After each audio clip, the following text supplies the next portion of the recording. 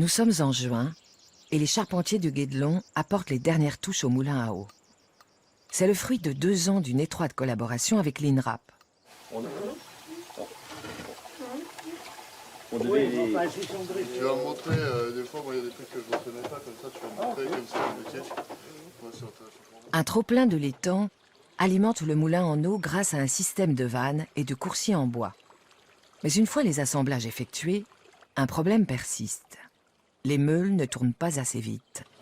La farine produite est trop grossière. Mais là, j'ai souvent le problème aussi du réglage. Après de nouveaux réglages et un badigeonnage généreux au sein doux, les meules prennent enfin un bon rythme.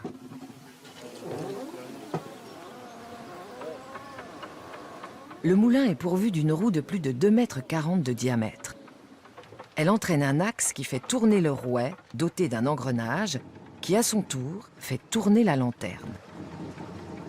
Cette lanterne entraîne alors le gros fer qui actionne la meule tournante de près d'1 mètre de diamètre.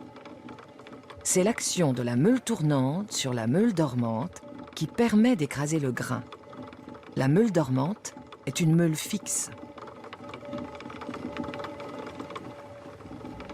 Après de nombreux essais, re-réglages, démontages, etc., les meules ont commencé à bien tourner, mais les meules devaient se culotter, on pourrait dire. Elles devaient arriver à s'affûter pour faire de la farine. Et à la fin, c'est les meuniers qui, petit à petit, sont arrivés avec des farines totalement différentes. Regarde.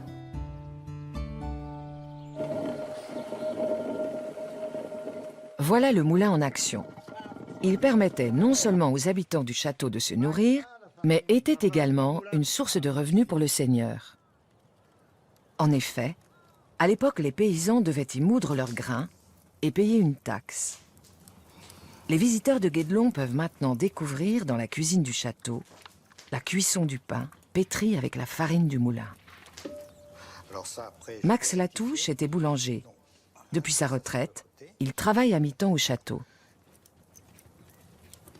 Donc au Moyen-Âge, le pain était quelque chose qui était très encadré. C'était un droit que le seigneur accordait ou que le roi accordait au talmelier. Donc la tamellerie, c'était pas n'importe quoi. Ils avaient des règlements. Donc le premier règlement, c'était la farine. On la prenait dès la sortie du moulin, on la tamisait.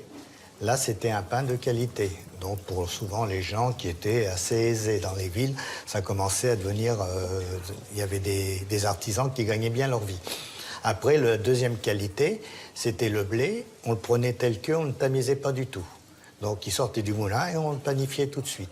La troisième qualité, là c'est pour les gens un peu moins riches, on pouvait même rajouter de la sciure dedans. Et il y avait aussi les pains qui étaient brûlés, les pains qui étaient tordus, difformes, les pains qui pouvaient être mal poussés, des choses comme ça. Tous ces pains-là, c'était pour les pauvres. Donc le boulanger était tenu de le donner aux pauvres ou de le vendre vraiment à bas prix.